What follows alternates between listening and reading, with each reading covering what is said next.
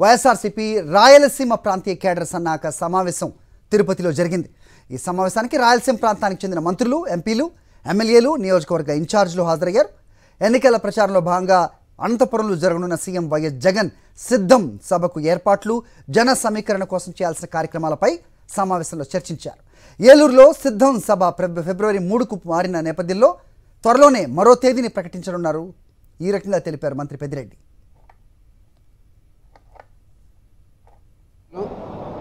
మరి కొత్తగా ఏర్పాటైన 7 జిల్లాలకు సంబంధించి శాసనసభ్యులు, పార్లమెంట్ సభ్యులు, శాసనమండలి సభ్యులు, నియోజకవర్గాలకు సంబంధించి ఇన్ఛార్జీలుగా ఉన్నవారు అందరూ కూడా ఇక్కడ సమావేశం కావడం జరిగింది. మరి ఈ సమావేశంలో ముఖ్యంగా రాబోయే వారంలో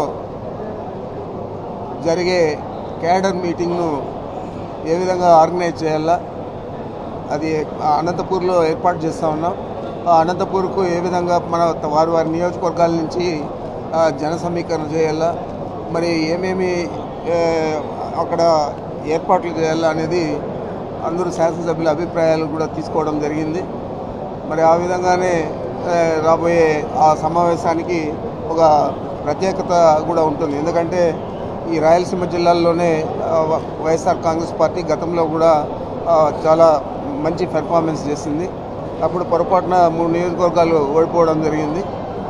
ఇప్పుడు ఆ 3 నియోజకవర్గాలు కూడా గెలవాల. మొత్తము 50 స్థానాలలో సత్యవేడుతో కలిపి 50 స్థానాలలో అన్నింటిలో కూడా గెలవాలని చెప్పి మనం దానికి సమాయత్తం కావాలని చెప్పి అది ఎన్నికల కేడర్ సమావేశమైనా కూడా ఎన్నికలకు సమాయత్తం అయ్యే విధంగా ఆ సమావేశాన్ని మనం జరుపుకోబోతూ ఉన్నాం.